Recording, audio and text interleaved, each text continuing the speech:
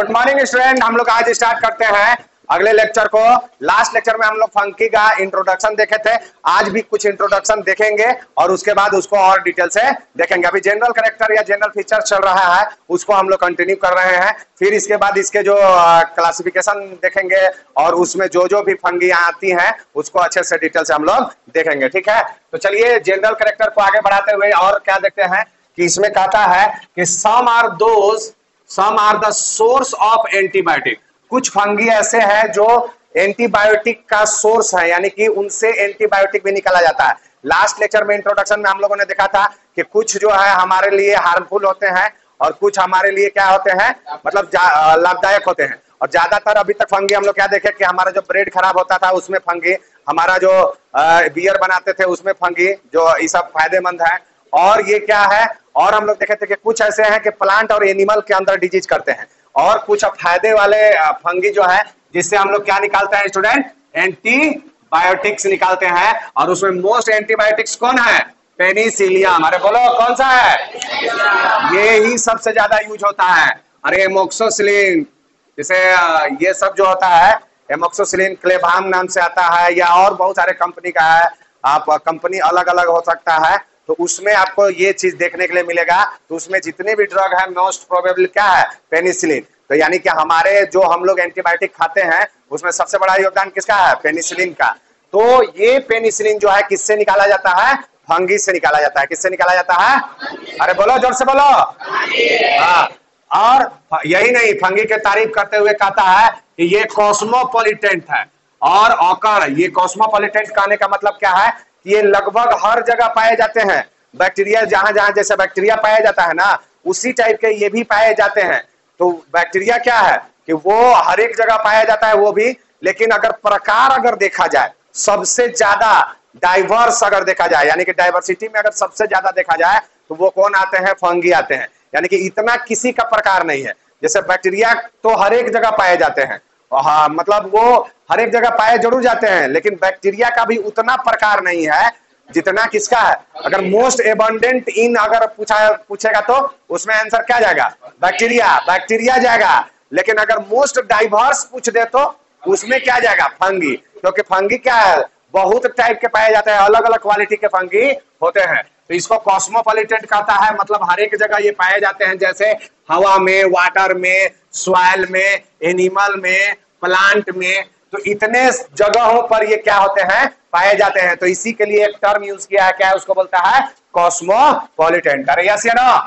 फिर इसके बाद इसके बारे में और बोलता है कि दे प्रीफर टू ग्रो, कहां पे ग्रो करते हैं इन लोग, वार्म और ह्यूमिड प्लेस के अंदर। यानी कि अभी का जो मौसम चल रहा है वो कैसा मौसम है स्टूडेंट, वार्म और ह्यूमिड वाला है। तो ये क्या करते हैं कि ज्यादातर कहां देखिएगा, तो हमारे जो आर्म पिट्स है वहां पे, गोरियोन है वहां पे ये, और जहां पे जैसे बाल, जहां पे मतलब मॉइस्चर रहे, जहां पे पसीना निकले और पसीना जल्दी सूखे नहीं, हेयर के अंदर आप देखिएगा कि वहां पे पसीना निकला वो सूखा नहीं, तो वहां पर भी फंगी डेवलप हो जाते हैं। अरे जिसको खुजली बोलते हैं हम लोग, अरे यस या नो। तो ये क्या है, जो खुजली होता है वो किसकी वजह से होता है, मोस्ट प्रोबेबली फंगी की वजह से होता है। और वैसे जगह पर ये ज्यादा पाया जाता है जहां पे मॉइस्चर प्लेस सूखे ड्राई ना हो। तो ये जहां जहां उस वैसे जगह पर जो ड्राई नहीं होने पाता है, आर्म पिट्स हो गया, गोरियोन्स हो गए, दोनों जांघों के बीच का हिस्सा, और फिर क्या होता है ये स्काल्प हो गया, या उंगलियों के बीच का हिस्सा हो गया, या पैरों के उंगलियों के बीच का हिस्सा हो गया। तो वहां पे जहां पे मॉइस्चर ज्यादा रहेंगे वहां पे ये ज्यादा ग्रो करने के लिए देखे जाते हैं। तो वार्म और ह्यूमिड प्लेस में ये ज्यादा ग्रो करते हैं। तो इसीलिए कहा जाता है, और ये क्वेश्चन यहाँ पे एनसीईआरटी में दिया हुआ है कि क्यों हम लोग खाना को रेफ्रिजरेटर यानी कि फ्रिज में रखते हैं, क्यों रखते हैं, उसका क्या आंसर है, क्योंकि प्रिवेंट हो फूड किससे, खराब होने से। कौन खराब करता है, बैक्टीरिया और फंगस। यानी कि फंगी और बैक्टीरिया खराब ना कर दे खाना को, इसीलिए हम लोग खाना को किस में रखते हैं, फ्रिज में रखते हैं। अरे यस या नो।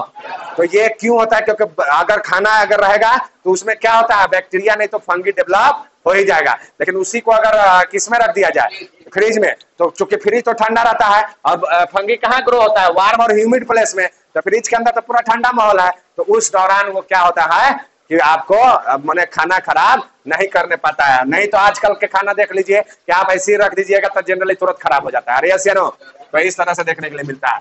तो ये क्वेश्चन आप ध्यान में रखेगा। और एक लाइन याद रखिए कि मोस्ट डाइवर्स ग्रुप अगर कोई है तो क्या है, फंगी है। ये इसलिए स्टार वाला बात है भाई, ये ध्यान में रखिएगा, मोस्ट डाइवर्स है ये फंगी। अब देखिए स्ट्रक्चर ऑफ फंगी के बारे में हम लोग देखते हैं कि फंगी का स्ट्रक्चर कैसा होता है। तो दो टाइप के फंगी पाए जाते हैं, एक तो यूनिसेलुलर फंगी होता है और दूसरा मल्टी सेलुलर। अब यूनिसेलुलर में एग्जांपल कौन सा है, ईस्ट। देखो ये खास है बाबू, ईस्ट। और ईस्ट के बारे में हम लोग पढ़ चुके हैं कि ये ब्रेड बनाने में यूज होता है और बियर बनाने में यूज होता है, यस या नो। तो ये इस तरह से हमको फायदे देते हैं। तो ये यूनिसेलुलर होते हैं और ये मल्टी। तो अभी हम लोग स्ट्रक्चर ऑफ फंगी के बारे में देख रहे हैं। तो अब यहाँ पे देखिए एक फंगी हमने लिया और एक फंगी में इस तरह का एक डेवलप हो जाता है, एक स्पोर, फंगी का एक स्पोर लिया, उसमें इस तरह का स्ट्रक्चर डेवलप हो जाता है। इस स्ट्रक्चर को क्या बोलते हैं, हाइफी। क्या बोलते हैं इसको, हाइफी। और ये हाइफी जो है वो कैसा होता है, लॉन्ग होता है, सिलिंड्रिकल होता है और धागा नुमा होता है, थ्रेड लाइक होता है। देख रहे हैं ना, ये हाइफी कैसा होता है, लंबा है, सिलेंडर है, सिलेंड्रिकल टाइप का है और धागानुमा स्ट्रक्चर है। अब ये हाइफी दो तरह के हो सकते हैं, पहला होता है सेप्टेट और दूसरा क्या होता है, एसेप्टेट। सेप्टेट मतलब क्या, जिसमें सेप्टा ऐसे प्रेजेंट हो, यानी कि हाइफी के बीच बीच में क्या प्रेजेंट हो, वाल प्रेजेंट हो। यानी कि वो सेप्टेट हाइफी किसको बोला जाता है कि जिसके बीच में क्या हो, सेप्टा प्रेजेंट हो। इसको क्या बोलते हैं स्टूडेंट, सेप्टा बोलते हैं, या इसको क्या बोलते हैं, क्रॉस वाल बोलते हैं। तो ये जो है अगर वैसा हाइफी जिसके बीच बीच में क्या पाया जाए, सेप्टा पाया जाए या क्रॉस वाल पाया जाए, उसको क्या बोलते हैं, सेप्टेट बोलते हैं। और क्रॉस वाल हाइफी उसको बोला जाता है। और दूसरा कौन सा होता है, एसेप्टेट, यानी कि जिसके अंदर सेप्टा नहीं पाया जाता है। तो यहाँ पे देखिए बीच बीच में नहीं है, लेकिन निकोलियस पाया जाएगा। तो निकोलियस ज्यादा पाए जाने के वजह से इसको क्या बोलते हैं, सिनोसाइट बोलते हैं। क्या बोलते हैं इसको, सिनोसाइट। और ये कैसा होता है, ये long tube filled with multinucleated cytoplasm, यानी कि एसेप्टेट का कैसा होता है, हाइफी लंबा होता है, पानी से इसमें पूरा फ्लूइड भरा हुआ है, इसमें फ्लूइड क्या है, भरा हुआ है और मल्टी निकुलिएटेड है। कैसा है, मल्टी, यानी कि 1 2 3 इस तरह से बहुत सारा निकुलिया प्रेजेंट रहता है। तो ये ऐसा प्रतीत होता है कि एक ही साइटोप्लाज्म के अंदर ये पूरा मौजूद है। तो इसमें चूंकि सेप्टा नहीं है इसलिए इसको क्या बोल दिए, एसेप्टेट। और जिसमें सेप्टा प्रेजेंट है उसको क्या बोल देते हैं, सेप्टेट। अब देखिए एक और खास बात है कि जिसमें सेप्टा प्रेजेंट है तो वो क्या होता है, मोस्ट एडवांस होते हैं। वो कैसे होते हैं, मोस्ट एडवांस होते हैं। तो वो हायर फंगी में सेप्टा पाए जाते हैं। अरे सोचिए ना कि अब यहाँ पे सेप्टेट एक एक सेल में ही डिवाइड हो गया तो ज्यादा कंट्रोल होगा, ज्यादा बढ़िया से फंक्शन करने लगेंगे। और जिसमें सेल में डिवाइड नहीं हो गया तो उसमें क्या होगा कि वो बढ़िया से फंक्शन नहीं करने पाता है। तो ये जो सेप्टेट वाला होते हैं हायर फंगी में पाए जाते हैं। इसका एग्जांपल है एस्को, बेसिडियो और ड्यूट्रोमाइसिटीज। क्या इसका एग्जांपल है, एस्कोमाइसिटीज, बेसिडियोमाइसिटीज और ड्यूट्रोमाइसिटीज।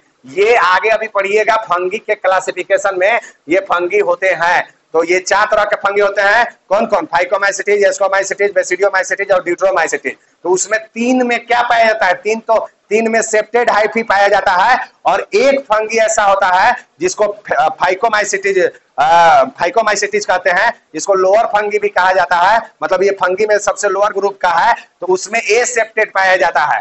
तो इस तरह से आपको ध्यान में रखना है, ठीक है। तो ये सेप्टा और एसेप्टा वाला समझ में आ गया। अब उसी तरह से एक और चीज हो सकता है।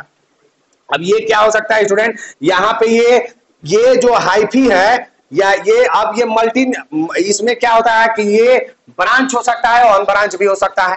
अरे हो सकता है, जैसे ब्रांच हो सकता है, कैसे, ये ब्रांच हो सकता है और अनब्रांच भी हो सकता है। अनब्रांच, जैसे ब्रांच होगा तो कैसा होगा भाई कि इस तरह से ये बनता है, इस तरह से बनेगा और इसमें सेप्टा प्रेजेंट रहेगा। तो इसमें भी देखिए 2 तरह के हो सकते हैं कि ब्रांच और अनब्रांच में क्या क्या हो सकता है। एक तो होगा कि जिसमें सेप्टा प्रेजेंट हो और एक क्या हो, माने आप ऐसे समझिए कि ये ब्रांच होता है। कैसा होता है, ब्रांच होता है। और ब्रांच में कैसा हो सकता है कि एक तो सेप्टा वाला ब्रांच हो सकता है और एक क्या हो सकता है, विदाउट सेप्टा वाला। अरे हो सकता है इस तरह से ये रहेगा, इस तरह से रहेगा, इसमें सेप्टा ही नहीं रहेगा, खाली क्या पाया जाए, निकुलियस पाया जाए। तो इस तरह से क्या होगा, एक तो सेप्टेड और ब्रांच्ड होते हैं और एक क्या होंगे, एसेप्टेड और ब्रांच हो सकते हैं।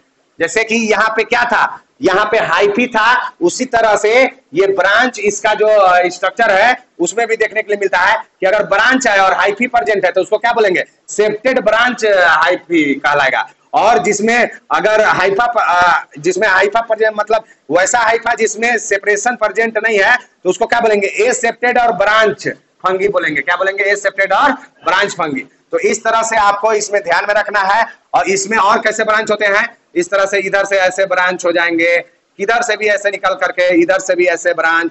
लेकिन इसमें भी क्या होगा, सब में सेप्टा प्रेजेंट रहेगा, सब में क्या प्रेजेंट रहेगा, सेप्टा। लेकिन अगर इसका ब्रांच बनेगा तो, अरे इसका ब्रांच बनेगा तो सेप्टा प्रेजेंट नहीं रहेगा। तो ये चीज ध्यान में रखिएगा, दोनों चीज। तो अभी हम लोगों ने क्या पढ़ा, पहले पढ़ा हाइफी। हाइफी जो है वो सेप्टेट हो सकता है और एसेप्टेट हो सकता है। सेप्टेट और सेप्टेट मतलब सेपरेशन अगर है तो उसको सेप्टेड, और सेपरेशन नहीं है तो एसेप्टेड। और दूसरा क्या होता है कि ये ब्रांच भी होता है। तो ब्रांच में अगर सेप्टेड है तो ब्रांच सेप्टेड कहलाता है, और अन ब्रांच में है तो अन ब्रांच सेप्टेड कहलाता है, या सिनोसाइटिक ब्रांच कहलाएगा। अरे यस या नो। तो ये चीज आप ध्यान में रखिएगा, एनसीईआरटी में ये बिल्कुल दिया हुआ है। अब आगे के लाइन में आते हैं स्टूडेंट कि the cell wall of fungi are composed of chitin and, किसका बना होता है, पॉलीसेकेराइड। हम लोग जब शुरू में पढ़ा रहे थे तो उसी समय बता दिए थे कि किसका बना रहता है, ये काइटिन और पॉलीसेकेराइड का बना हुआ रहता है। और ये कैसे होते हैं, हेटेरोट्रोपिक होते हैं। शुरू में ही बता चुके हैं कि जितने फंगी हैं कैसे होते हैं स्टूडेंट,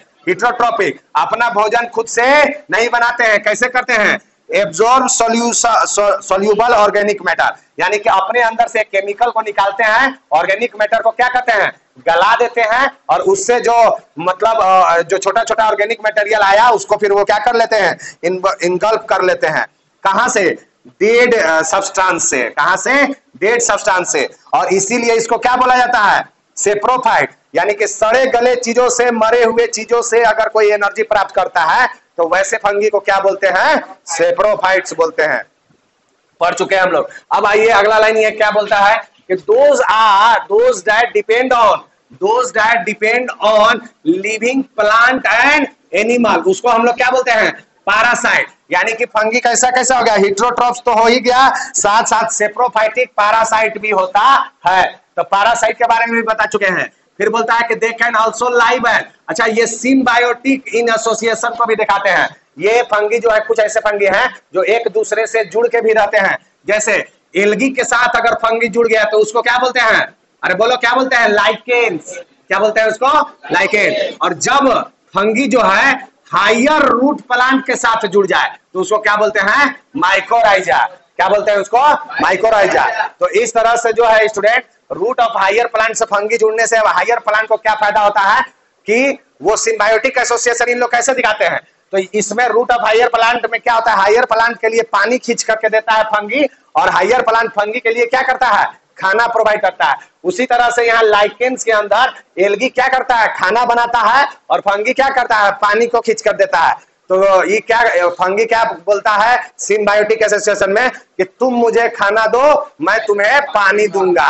अरे ठीक है। और ये इन लोग जो है एकदम जन्म जन्म से साथ में रहते हैं, समझे, एक दूसरे के बिना जी नहीं सकते हैं, एक दूसरे के बिना रह नहीं सकते हैं। और गाना गाते हैं कि छोड़ेंगे न हम तेरा साथ रे फंगी मरते दम तक, यानी कि नहीं तो फिर फंगी वाला ग्रुप, एल्गी वाला कहे ना तो फंगी के साथ है तुम रहेगा, तो तुम जाओ हमारे ग्रुप से निकल जाओ, तुमको मैं एल्गी के अंदर नहीं रखूंगा।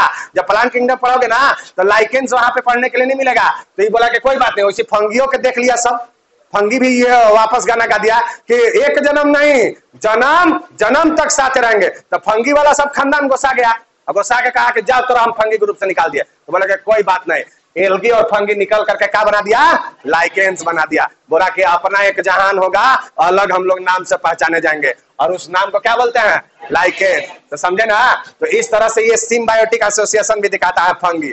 और उसी तरह से हायर प्लांट में करता है, हायर प्लांट में करता है, ठीक है। तो प्लांट के साथ भी जो है जुड़ जाता है। तो ये क्या बोलता है कि तुम मुझे खाना दो, मैं तुझे पानी दूंगा। अरे यस या नो।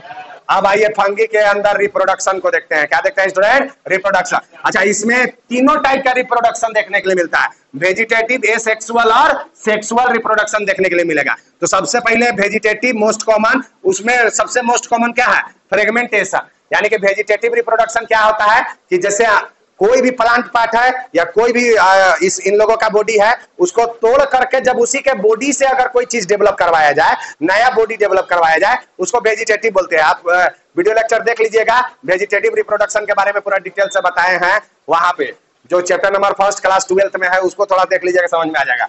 तो उसमें ये सब डिटेल से पढ़ाए, फ्रेगमेंटेशन, बर्डिंग और फ्यूजन। तो ये तीनों जो है वो फंगी के अंदर देखने के लिए मिलता है, और बर्डिंग और फ्यूजन किसके अंदर देखने के लिए मिलता है स्टूडेंट? ईस्ट के अंदर। तो ये स्टार बात है, ध्यान रखिएगा, क्वेश्चन पूछ सकता है, समझे। उसी तरह से अब एसेक्सुअल रिप्रोडक्शन में आते हैं।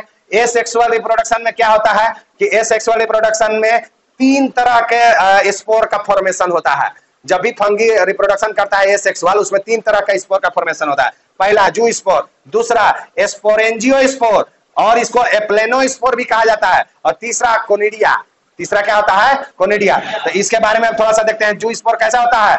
मोटाइल होता है, इस चल सकता है, फ्लैजिलेटेड हो सकता है, फ्लैजिला इसमें प्रेजेंट रहता है, और एंडोजीनियस इन ओरिजिन। कैसा इसमें रहता है? एंडोजीनियस, यानी कि बॉडी के अंदर डेवलप होता है। इसका अगर बॉडी पार्ट देख लीजिएगा स्टूडेंट, तो इस तरह से ऐसे बना हुआ रहता है, और ये जितना भी स्पोर का निर्माण होता है किधर होता है? बॉडी के अंदर होता है, और इसमें फ्लैजिला पाया जाता है। किसके अंदर? जू स्पोर के अंदर, ठीक है। तो इसमें एंडोजीनियस इन ओरिजिन मतलब ये बॉडी के अंदर बन रहा है एंडोजीनियस, और इसका जब स्पोर बाहर निकालोगे तो ये कैसे होते हैं? मोटाइल होते हैं, फ्लैजिला की वजह से चल फिर सकते हैं। और इसका एग्जांपल क्या है? फाइकोमाइसिटीज, यानी कि जू स्पोर किसमें देखने के लिए मिलता है? फाइकोमाइसिटीज में। अब देखो स्पोरेंजियो स्पोर और एप्लेनो स्पोर, ये क्या, इसका कैसा स्पोर होता है? ये नॉन मोटाइल होता है, ये भी एंडोजीनियस इन ओरिजिन होता है, ये भी बॉडी के अंदर ही बनते हैं स्टूडेंट। और इसका भी क्या एग्जांपल है? फाइकोमाइसिटीज, यानी कि फाइकोमाइसिटीज में 2 तरह के देखने के लिए मिलता है, एक जू स्पोर बनता है और स्पोरेंजियो स्पोर भी बनता है। तो ये किसमें देखने के लिए मिलता है? फाइकोमाइसिटीज में। और अब देखिए इसमें अगला क्या है? कोनिडिया बनाता है। एसेक्सुअल रिप्रोडक्शन करके क्या बनाता है? कोनिडिया। ये कैसा होता है? नॉन मोटाइल होता है, ये एक्सोजीनस इन ओरिजिन है। ये कैसा है? एक्सोजीनस इन ओरिजिन है, और ये क्या करवाता है? एस्कोमाइसिटीज में देखने के लिए मिलता है, और ड्यूटेरोमाइसिटीज में देखने के लिए मिलता है। ये सब के बारे में भी डिटेल बता चुके हैं स्टूडेंट, वीडियो में आप जाकर के जब देखिएगा वहां पे, तो आपको अच्छे से पूरा एसेक्सुअल रिप्रोडक्शन वहां पे एक्सप्लेनेशन हमने दिया है। तो उस वीडियो में जाकर के आप अच्छे से लर्न कर सकते हैं। बाकी ये हम इसीलिए यहाँ पे थोड़ा सा शॉर्ट में बता रहे हैं, ठीक है। तो कोनिडिया कैसा होता है? नॉन मोटाइल होता है, एक्सोजीनियस, यानी कि बॉडी के बाहर होगा, और किस किस में पाया जाता है? एस्कोमाइसिटीज और ड्यूटेरोमाइसिटीज। तो यहाँ पे देखिए इस तरह से बॉडी रहता है, और यहाँ पे देखिए ये कोनिडिया का फॉर्मेशन हो रहा है। एनसीईआरटी में बहुत अच्छे तरीके से डायग्राम दिया हुआ है, आप वहां पे देख सकते हैं, नहीं तो वीडियो देख लीजिएगा तो आपको वहां पे समझ में आ जाएगा। तो ये कोनिडिया बाहर में बन रहा है, इसलिए इसको क्या बोल दिए? इसको एक्सोजीनियस इन ओरिजिन। और इसका कैसा होता है? नॉन मोटाइल होता है, और इसमें भी नॉन मोटाइल, लेकिन इसका कैसा होता है? मोटाइल होता है। कैसा होता है? मोटाइल होता है। अच्छा, खास बात कि एस्कोमाइसिटीज हो गया, फाइकोमाइसिटीज हो गया, ड्यूटेरोमाइसिटीज हो गया, यानी कि फाइकोमाइसिटीज, एस्कोमाइसिटीज, ड्यूटेरोमाइसिटीज, तीनों में तो ये एसेक्सुअल रिप्रोडक्शन देखने के लिए मिलता है। लेकिन एक ऐसा फंगी है बेसिडियोमाइसिटीज, 4 ही तो फंगी है, तीन में एसेक्सुअल रिप्रोडक्शन देखने के लिए मिलता है, लेकिन बेसिडियोमाइसिटीज के अंदर एसेक्सुअल रिप्रोडक्शन क्या होता है? एब्सेंट। तो ये खास बात याद रखिएगा, बेसिडियोमाइसिटीज के अंदर एसेक्सुअल रिप्रोडक्शन नहीं पाया जाता है, बाकी सब के अंदर पाया जाता है। अच्छा, इसमें स्पोर फॉर्मेशन कैसे हो रहा है? माइटोसिस से होता है। कैसे होता है? माइटोसिस से। एसेक्सुअल में माइटोसिस से ये जो जू स्पोर हो गया, स्पोरेंजियो स्पोर हो गया, या एप्लेनो स्पोर हो गया, या कोनिडिया हो गया, सब माइटोसिस से बनता है स्टूडेंट, ठीक है। अब आइए सेक्सुअल रिप्रोडक्शन को डीपली हम लोग देखते हैं। अरे यस या नो? अरे समझ में आ रहा है इधर? अब सेक्सुअल रिप्रोडक्शन जो है उसमें कितने स्पोर बनते हैं? 4 तरह के स्पोर बनते हैं। ऊ स्पोर, जू स्पोर, एस्को स्पोर, बेसिडियो स्पोर। बोलो कौन कौन? ऊ स्पोर, जू स्पोर, एस्को स्पोर और बेसिडियो स्पोर। किसमें बन रहा है? जो फंगी सेक्सुअल रिप्रोडक्शन करते हैं उनके अंदर बन रहा है, तो ये बनता है। लेकिन अभी देखिए, ऊ स्पोर और जू स्पोर किसमें बनता है? फाइकोमाइसिटीज में बनता है। एस्को स्पोर किसमें बनता है? एस्कोमाइसिटीज में बनता है। बेसिडियो स्पोर किसमें बनता है? बेसिडोमाइसिटीज में बनता है। तो एक और बच गया, तीन में तो बनता है, लेकिन एक और बच गया, किसमें? ड्यूटेरोमाइसिटीज। ड्यूटेरोमाइसिटीज के अंदर सेक्सुअल रिप्रोडक्शन नहीं होता है स्टूडेंट, ये भी खास बात। यहाँ पे एसेक्सुअल रिप्रोडक्शन किसके अंदर नहीं हो रहा था? बेसिडियोमाइसिटीज के अंदर। और सेक्सुअल रिप्रोडक्शन किसके अंदर नहीं हो रहा है? यूट्रोमाइसिटीज के अंदर, इसीलिए इसको इनपरफेक्ट फंगी भी बोला जाता है, इसको डस्टबिन फंगी भी कहा जाता है। ये फंगी परफेक्ट नहीं है क्योंकि सेक्सुअल रिप्रोडक्शन नहीं करता है, इसलिए फंगी क्या है, इनपरफेक्ट है, इसीलिए इनपरफेक्ट फंगी के नाम से इसको जाना जाता है और इसको डस्टबिन फंगी भी कहा जाता है। तो चलिए ये कैसे स्पोर बनते हैं, एस्कोस्पोर, बेसिडियोस्पोर कैसे बनते हैं, इसको थोड़ा सा हम लोग देखते हैं एक सेक्सुअल साइकिल को देख करके। तो मान लेते हैं ये एगो फंगी है, ये एक दूसरा फंगी है और ये देखिए फंगी के अंदर ये जो है हाइफी इस तरह से ये सेप्टेट वाला के अंदर दिखा रहे हैं। तो एक को, और ये कैसा होता है, इसका बॉडी कैसा होता है, एन, ये डिप्लॉयड नहीं होते हैं, कैसे होते हैं, हेप्लॉयड होते हैं। और इसमें से एगो के पॉजिटिव मान लिए, एगो के नेगेटिव, यानी कि एगो के हम मेल मान लिए और एगो के क्या मान लिए, फीमेल मान लिए, ठीक ना। तो सेक्सुअल रिप्रोडक्शन में क्या होगा, जनरली सेक्सुअल रिप्रोडक्शन किन के बीच होता है, मेल और फीमेल के बीच में होता है, अरे ये माना जाता है ना।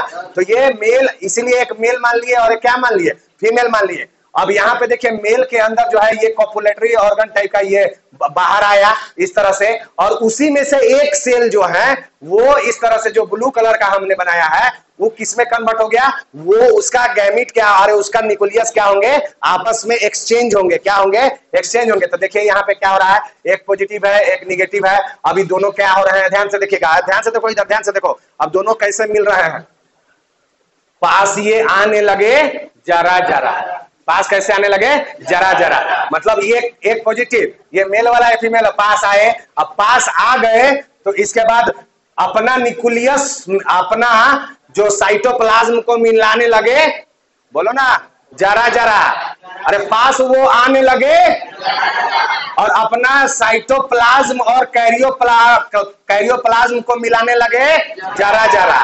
कैरियोप्लाज्म समझ रहे हो ना, यानी कि जो न्यूक्लियस के अंदर का पानी है और जो साइटोप्लाज्म के अंदर का पानी है उसको, वो क्या होगा, जब ये दोनों पास में आएंगे तो दोनों क्या करेंगे, पहले पानी एक्सचेंज करते हैं, क्या एक्सचेंज करते हैं, पानी। तो पास वो आने लगे और प्रोटोप्लाज्म और कैरियोप्लाज्म को मिलाने लगे, अरे जोर से बोलो ना, क्या करने लगे, जरा जरा। तो यहाँ देखो, तो पहला नंबर क्या होता है, प्लाज्मोगैमी, पहला नंबर क्या होता है, प्लाज्मो, पानी, पानी एक्सचेंज करते हैं, ये उसको पानी दे रहा है, वो उसको पानी दे रहा है, दे लिया। इसके बाद अब देखिए दोनों पानी दे दिए तो दोनों का न्यूक्लियस यहाँ पे आ गया, न्यूक्लियस मतलब क्या होता है, दिल मान लो, क्या हो गया, न्यूक्लियस मतलब क्या हो गया, दिल। तो ये देखिए इन दोनों का जो दिल है वो कहां पे आ गया, पास में आ गया। अब इस स्टेज को क्या बोलते हैं स्टूडेंट, डाई कैरियोटिक फेज बोला जाता है, क्या बोला जाता है, डाई। डाई मतलब दो और कैरियोटिक मतलब न्यूक्लियस, यानी कि दो न्यूक्लियस वाला फेज, और इसको N+N कहा जाता है। अभी न्यूक्लियस मिला नहीं है, न्यूक्लियस मिला नहीं है, दिल से दिल मिला नहीं है, अभी क्या खाली एक्सचेंज हुआ है, पानी एक्सचेंज हुआ है, क्या एक्सचेंज हुआ है, पानी। जोर से बोलो, क्या हुआ है, अभी पास आ गए हैं जरा जरा, क्या हो गए हैं, जरा जरा। अब यहाँ देखिए डाइकैरियोटिक फेज आ गया है। अब ये डाइकैरियोटिक फेज जो है, जैसे एस्कोमाइसिटीज के अंदर होगा तो बड़ी जल्दी तुरंत डाइकैरियोटिक फेज आएंगे और दोनों आपस में तुरंत मिल जाएंगे।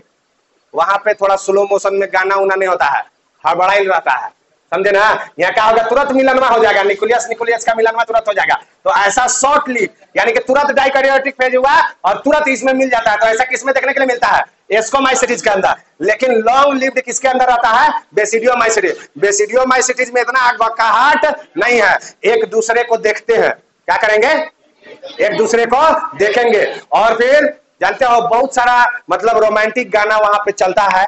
अब उतना गाना गा नहीं सकते हैं हम यहाँ पे, समझ रहे हैं, लेकिन आप इतना समझ लीजिए कि एक तरफ से जैसे वो एक मूवी था ना, कौन मूवी था, आशिकी 2 का, अरे आशिकी 2 मूवी देखे हैं सब कोई, और वो क्योंकि तुम ही हो अब तुम ही हो, अरे सॉन्ग सुने हैं। तो उसमें क्या होता है कि गाना के स्टार्टिंग में क्या होता है, हीरो क्या करता है, अपना वो जैकेट को निकाल करके और ऐसे डालता है और दोनों एकदम पास पास आ जाते हैं, पानी गिर कर आता है इसलिए पानी से बचा रहा है, क्या कर रहा है, वो पानी से बचा रहा है। तो उसी तरह से बेसिडियोमाइसिटीज में क्या होता है, तुरंत मिलन नहीं होता है, क्या करता है कि आराम से मिलता है, क्या करता है, आराम से, पहले थोड़ा गाना वाना हो जाए इसके बाद। लेकिन एस्कोमाइसिटी तुरंत मिल जाता है, एस्कोमाइसिटी बिना गाना के कोई मतलब नहीं है उसको, ठीक है। तो अब क्या हुआ स्टूडेंट, मिल गए तो क्या हुआ, कैरियोगैमी। क्या होता है, कैरियोगैमी, यानी कि उनका दिल से दिल अब मिल गया, समझे।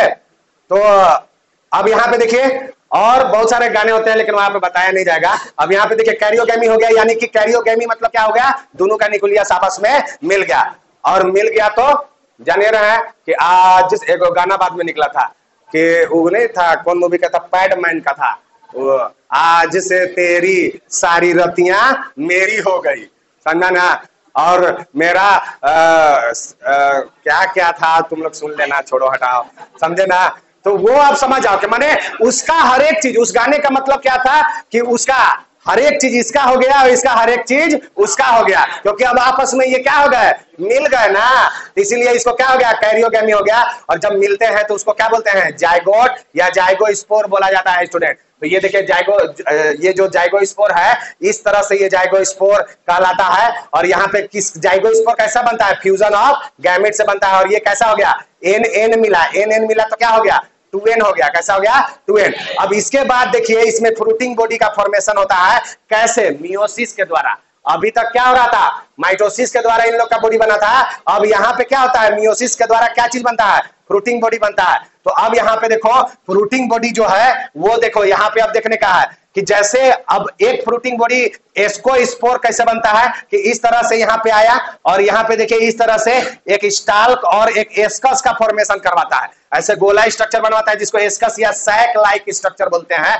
और इसी को पूरा स्ट्रक्चर को क्या, एस्कोकार्प फ्रूटिंग बॉडी कहते हैं। एस्कोकार्प क्या है एक्चुअल में, एस्कोकार्प क्या है, फ्रूटिंग बॉडी है। तो एस्कोकार्प क्या है भाई, फ्रूटिंग बॉडी है। तो पूरा स्ट्रक्चर को फ्रूटिंग बॉडी, और इसी फ्रूटिंग बॉडी के अंदर क्या होता है, स्पोर का फॉर्मेशन होता है। चूंकि मियोसिस के थ्रू स्पोर बन रहा है तो 1 से 4 बना होगा, लेकिन यहाँ पे क्या होता है, 2 बार मियोसिस हो जाता है तो 4 से 8 इन नंबर बन जाता है।